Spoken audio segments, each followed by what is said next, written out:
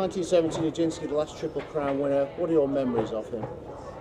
Well, he's the supreme equine athlete, really. He's the one that everything has to be measured against. And when they do, I mean, it's so nice for me because I stopped riding. It's my first full year really following flat racing closely. I think I'm still just riding. And watching his summer was quite exceptional because he was the latest of a Vincent O'Brien, Lester Piggott, say production line, but he was the latest and greatest. He'd been effortless in his three wins in Ireland. He came with the Dewhurst Stakes and with the reputation that's now Aidan O'Brien, the big Irish horse, and he won with Lester Piggott on board. He won literally on the bridle. And so we thought, wow, he's good.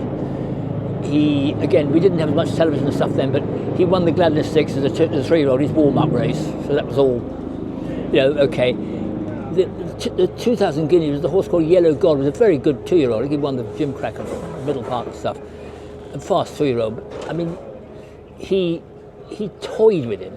I mean, he literally won the Guineas on the bridle.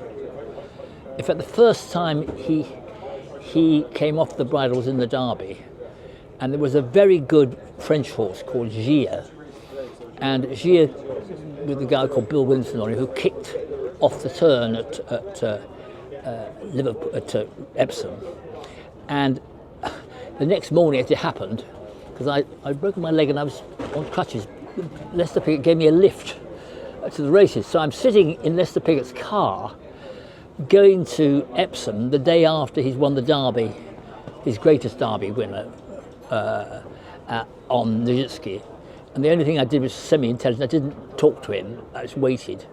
And then right at the end, sort of asked him, well, how was it yesterday? And he said he had this very sort of laconic delivery. He said, yeah, well, I wanted to settle him. He went to sleep on me a bit. And because the sheer kit for home, he said, I had to give him one, I had to give him one. He had a whip about this long in those days. And he gave him one lot from that. And then he was all right. And he won snugly. He then won the Irish Derby easily. And then he won the King George at Ascot. And Piggott always said that on that day, he was the best thoroughbred he ever sat on. It's always very difficult. How do you compare top athletes of any kind?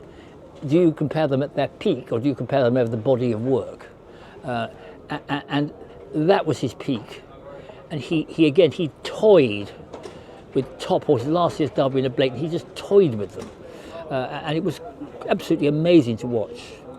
And then, of course, he came to the St Leger, and it looked okay. He sort of cruised up, got home by the length with Piggott sort of sitting still. And what we didn't know is he'd had this very bad ringworm. He hadn't been ridden for about 3 weeks, and he'd got over it, and he got coasted home, but he took more out of him than we imagined. And then, of course, he went to the Arc, and then it's very hard, but 100 years old. So, but back in 1970, the summer of Nijinsky, I mean, it's a great name. He was a big horse.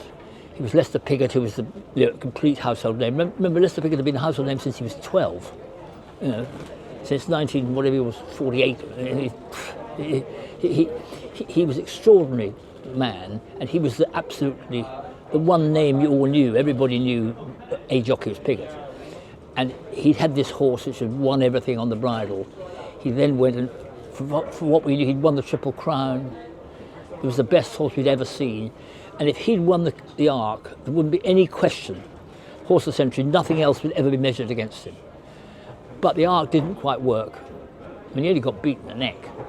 He just got out-pointed, he got badly positioned, but he wasn't quite the horse he was. And then sadly, they did a silly thing by their standards. They ran him less than a fortnight later. They ran him Saturday week in the Champion Stakes. And the horse was always not a bag of nerves. He was completely in the paddock. He was completely awash with sweat. Awful. And down at the start, you could see white and everything else. And he finished. And he got beat by Ron Jacquier. There's a £2 million bonus Betfred are putting up for the Triple Crown this year. It's 55 years, so it's into Nijinsky. Can it be done again? Well, it can be done, because of whether people want to do it. Because basically, nowadays, if you won the Derby and the Guineas, from a stallion's point of view, you don't need to win the Ledger. The truth is, you'd almost not want to do it because you compromise your chances of winning the Arc or something.